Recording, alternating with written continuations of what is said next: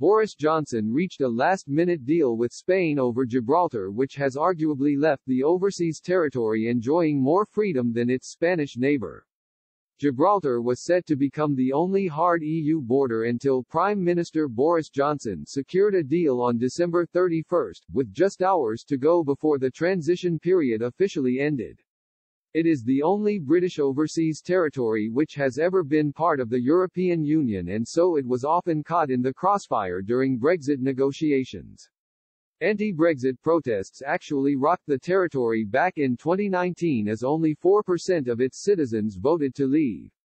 Combined with Spain's growing claim on Gibraltar, a battle which was reignited with the EU referendum, the territory became a major source of contention between the UK and the bloc. However, the astonishing last-minute deal has secured a 4-year arrangement which has actually left the overseas territory in a uniquely advantageous position, despite anti-Brexit criticism from the Gibraltarian residents in recent years. German outlet, Deutsche Welle, explained, the ROC's inhabitants were able to secure widespread privileges under the Brexit deal that sealed Britain's exit from the European Union. To avoid a hard border with Spain, Gibraltar will join the EU's Schengen zone and follow other EU rules while remaining part of the United Kingdom. The EU plans to install Frontex border guards to facilitate free movement to and from Gibraltar. The territory will still leave the trade bloc, but the new deal means there will be no need for controls between Spain and Gibraltar. Instead, the territory's airports and port will become the EU's external border.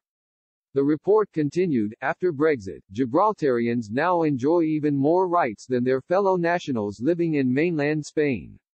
Unlike them, they are allowed full freedom of movement within the Schengen zone. This has caught the ire of Spanish nationalists, who are still dreaming of repatriating the ROC after more than 300 years of being in British hands. Gibraltarians are British citizens and generated the third highest GDP per capita in the world in 2018. Spain has been lobbying to reclaim the territory since the 2016 referendum. Madrid was also backed by the EU when it insisted on having an additional privilege in the trade talks over the territory.